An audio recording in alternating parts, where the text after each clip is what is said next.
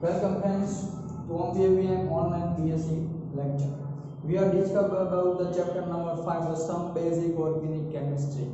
એની અંદર આપણે inductive effect છે, મેસોમેરિક ઇફેક્ટ છે, એના વિશેની ઘણી બધી આપણે માહિતી લીધી. નેક્સ્ટ ટોપિક છે આપણો હાઇપર કોન્જ્યુગેટિવ ઇફેક્ટ. નાનો અને સિમ્પલ ટોપિક બે જ વિધાય હવે બરોબર. એમાં જોઈ લે hyper conjugative effect. Hyper conjugative effect left hand પર પતી ગયું. હવે હાઇપર કોન્જ્યુગેટિવ ઇફેક્ટ કહેવાય કેને? તો કે તમારા ઇન્ડક્ટિવ ઇફેક્ટ હતી એની સિમિલર નહીં પણ એની એકદમ ઓપોઝિટમાં જે આપણે જોયું હતું બરાબર. ઇન્ડક્ટિવ ઇફેક્ટ એકદમ ડિફરન્ટ બરાબર. કેવી રીતે? તો કે આ હંમેશા તમારા ડબલ બોન્ડ હોય. ડબલ બોન્ડ બરાબર એની અંદર જ આ વસ્તુ જોવા મળે. અને ડબલ બોન્ડમાં પણ શું થશે? કોઈ એક એટમ હશે, વન એટમ આ રિપ્લેસિંગ જોવા મળે. રિપ્લેસિંગ એટમ જોવા મળશે. રિપ્લેસ થાય કોઈ એક એટમ એવો હોય કે જેનું શું થશે? રિપ્લેસ થશે. ડબલ બોન્ડમાં જોવા મળે એક એટમ રિપ્લેસ થાય એની અંદર જ આ વસ્તુ જોવા મળે. તો એની અંદર સિમ્પલી ટર્શરી સેકન્ડરી અને પ્રાઇમરીમાં આ વસ્તુ જોવા મળે. ટર્શરીમાં આવતી ફાસ્ટ થાય, સેકન્ડરી એન્ડ પ્રાઇમરી બરોબર. આલ્કીન ગ્રુપ હોય, આલ્કીન ગ્રુપ એની અંદર આ વસ્તુ વધારે જોવા મળશે. તો એક એક્ઝામ્પલ આપણે જોઈએ. ધારો કે એક એક્ઝામ્પલ સિમિલરલી તમને અહીંયા આપેલું ડબલ બોન્ડ બરોબર. ડબલ બોન્ડ કઈ રીતે આપેલું અને પછીના દાખલામાં વધારો કે આ રીતે આમ સિમ્પલ ડબલ બોન્ડ તમને આપેલા. તો શું થશે કે અહીંથી એક હાઇડ્રોજન રિપ્લેસ થશે. આ કોણ આયા બનાવે? કોઈ એના જેવું આ હાઇડ્રોજન બરાબર. આ હાઇડ્રોજન આયન બનાવે અહીંયા તમારી વેલેન્સી વધી જાય. આ વેલેન્સી વધી તમારો ડબલ બોન્ડ ક્યાં જાય? ટ્રાન્સફર થાય. તો આ ફંક્શન જોવા મળ્યું એને કહેવાય હાઇપર કોન્જ્યુગેશન ઇફેક્ટ. કોઈ એક ગ્રુપ દૂર થાય છે એના ઇલેક્ટ્રોન બાજુમાં ડબલ બોન્ડ બનાવતો છે બરાબર. અથવા તો કહી શકો ડબલ બોન્ડ ટ્રાન્સફર. રેડી. હવે તમારું ફંક્શન આવું બને C અહીંયા ડબલ બોન્ડ C. રેડી. અહીંયા સિંગલ બોન્ડ થઈ ગયું હોય અને અહીંયા કોઈ નેગેટિવ ચાર્જ છે. રેડી. આવે તો આ વસ્તુ જે બની એને શું કહેવામાં આવે? Hyper conjugation. તો મેક્સિમમ જેમ જેમ તમારી પાસે પ્રાઇમરી હોય તો એમાં જાય, એના કરતા સેકન્ડરી હોય એમાં પાસ થાય, અને ટર્શરીમાં એના કરતા પણ શું થાય? ફાસ્ટ થાય. તો એક એક્ઝામ્પલ હજી પણ જોઈ લે. ધારો કે એક એક્ઝામ્પલ આ રીતે આપેલું HCH બરોબર. કોઈ હાઇડ્રોજન રિપ્લેસ કરવો ફરજિયાત.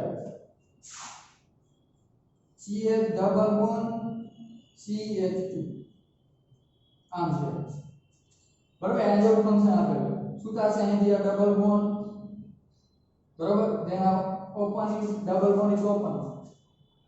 CH H double bond present થશે અહીંયા. CH એમ નામ થશે single bond CH2 negative charge.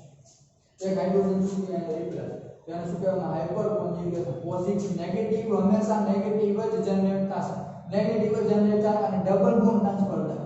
then known as hyper conjugation. double bond present and one atom are replacing group. એક એટમ હંમેશા શું થતું હોય? રિપ્લેસ થતું હોય. રેડી. તો આ રિએક્ટિવિટી મેક્સિમમ કેના ઉપર જોવા મળે? તો કે મેક્સિમમ તમારી પાસે ડબલ બોન્ડ ની બાજુમાં. ધારો કે આને નામ આપું હું A ગ્રુપ કે જ્યાં ડબલ બોન્ડ તૂટવાનો એની બાજુમાં આ ગ્રુપ જે છે B એ કેવા કેવા આવવા જો? તો કે જો તમારી પાસે મિથાઇલ હોય આ, જો તમારી પાસે આવું હોય, તમારી પાસે અહીંયા આવું ગ્રુપ છે, કોઈ આવું ગ્રુપ છે B બરાબર. B બરાબર હું આ મૂકું તો અહીંયા હાઇપર કોન્જ્યુગેશન જોવા મળે ને. કેમ કે હાઇડ્રોજન એક બાજુ હોય ને અહીંયા કે જગ્યાએ હાઇડ્રોજન નથી. જો હું આ દ્વિતીયક મૂકું તો એક હાઇડ્રોજન છે તો એના કરતા થોડું એક્ટિવ બરાબર. એના કરતા હું પ્રાઇમરી આ રીતે મૂકું તેની પાસે બે હાઇડ્રોજન તો દ્વિતીયક કરતા પણ કેવું એક્ટિવ. એની જગ્યાએ સિમ્પલ મિથાઇલ ગ્રુપ મૂકું તો એના કરતા પણ શું છે એક્ટિવ કે એની પાસે ત્રણ ગ્રુપ હાઇડ્રોજન તો ત્રણ રિપ્લેસ થઈ શકે. તો શું થશે? ઇન્ક્રીઝિંગ તો હાઇપર કોન્જ્યુગેશન ડેન્સિટીઝ. રેડી. તો આ સિમ્પલ સાદો હાઇપર કોન્જ્યુગેશન નો ટોપિક હતો. નેક્સ્ટ છે હોમોલિટિક એન્ડ હેટરોલિટિક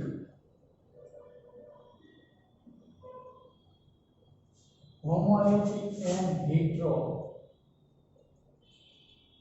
ઇફેક્ટ ઇફેક્ટ કહી શકો અથવા તો ડિસ્પ્લેસમેન્ટ કહી શકો અને અહીંયા તમને જે શબ્દ આપ્યો એ fusion homolytic and heterolytic fusion fusion એટલે રેડી તો આ તમારા ઇલેક્ટ્રોન ડિસ્પ્લેસમેન્ટ નો લાસ્ટ એન્ડ ફાઇનલ આ બધું આપણે કેમાં ભણતા હતા તો કે ઇલેક્ટ્રોન ડિસ્પ્લેસમેન્ટ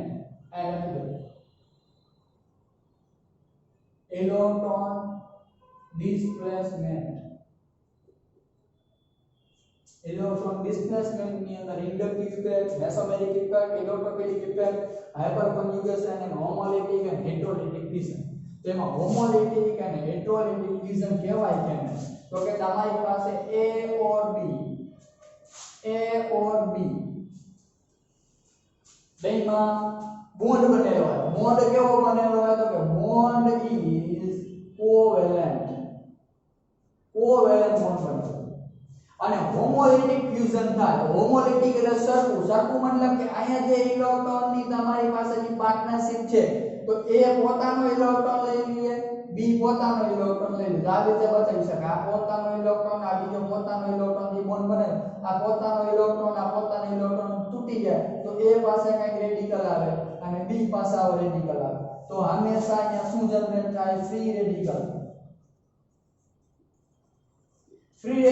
જનરેટ થાય બે પોતપોતાના 50-50% ની પાર્ટનરશિપ તોડી નાખી 50% આના હતા 50% આના હતા બે પોતપોતાના 50% પાર્ટનરશિપ હતી બે છૂટા પડી ગયા પોતપોતાના ઇલેક્ટ્રોન લઈને તો ફ્રી રેડિકલ જનરેટ થયું તો એ બોન્ડ તૂટવાની જે પ્રોસેસ છે એનું કહેવામાં હોમોલિટિક ફ્યુઝન હોમો એટલે શું કે સરખું બે તૂટી પણ જ્યારે હેટરોલિટિક શું થાય તો કે જેની હાયર ઇલેક્ટ્રોન નેગેટિવિટી હોય હાયર ઇલેક્ટ્રોન નેગેટિવિટી જેની હોય એ ઇલેક્ટ્રોન ડિસ્પ્લેસમેન્ટ કરાવે ધારો કે D વધારે છે તો બે વચ્ચેનો જે બે ઇલેક્ટ્રોન લઈને વહી જાય એ અથવા તો આવું તમે બતાવી શકો આ A રેડિકલ આ બીજાનો B રેડિકલ બે ઇલેક્ટ્રોન લઈને ધારો કે વહી જાય અને તમને એવું બને કે A ઉપર પોઝિટિવ આવે B ઉપર નેગેટિવ આવે બોન્ડ તૂટે ત્યારે બોન્ડ બ્રેક થાય ત્યારે અથવા તો A ઉપર નેગેટિવ હોય B ઉપર પોઝિટિવ આવું થાય તો એને કહેવામાં આવે હેટરોલિટિક ફ્યુઝન આમાં તમને કાર્બોકેટાયન અને કાર્બો એનાયન જનરેટ થાય આમાં શું થાય ફ્રી રેડી તો આ તમારા ટોપિકમાં આટલું જ વસ્તુ હતું જે અગાઉનો લેક્ચર ખૂબ જ મોટો થઈ જાય કે 50 મિનિટ ઉપરનો અગાઉનો લેક્ચર થઈ ગયો તો આ આગળના લેક્ચરમાં પણ લેવાનું હતું પણ એ લેક્ચર બહુ મોટો થઈ જાય બોરિંગ થઈ જાય એના માટે મેં કટકો કરેલો છે બરાબર તો જોઈ લેજો બધું લેક્ચર વિડિયો નેક્સ્ટ લેક્ચરમાં આપણે આ મહત્વના topic carbocation carbocation free radical જે ઇન્ટરમીડિયેટ કહેવાય મધ્યવર્તી સંયોજન જે તમે 11-12 ની અંદર આ શબ્દ વાપરતા છો ગુજરાતી મીડિયમ વાળા શું બોલતા મધ્યવર્તી સંયોજન ઇંગ્લિશ મીડિયમ વાળા કોઈ સ્ટુડન્ટ હોય તો એને શું આવતું ઇન્ટરમીડિયેટ તો ઇન્ટરમીડિયેટ કેવી રીતે શું જનરેટ થાય એનું આપણે સામાન્ય ડિફરન્સ જોઈશું બરાબર તો જોઈ લેજો જય ભારત વંદે માતરમ ભારત માતા કી જય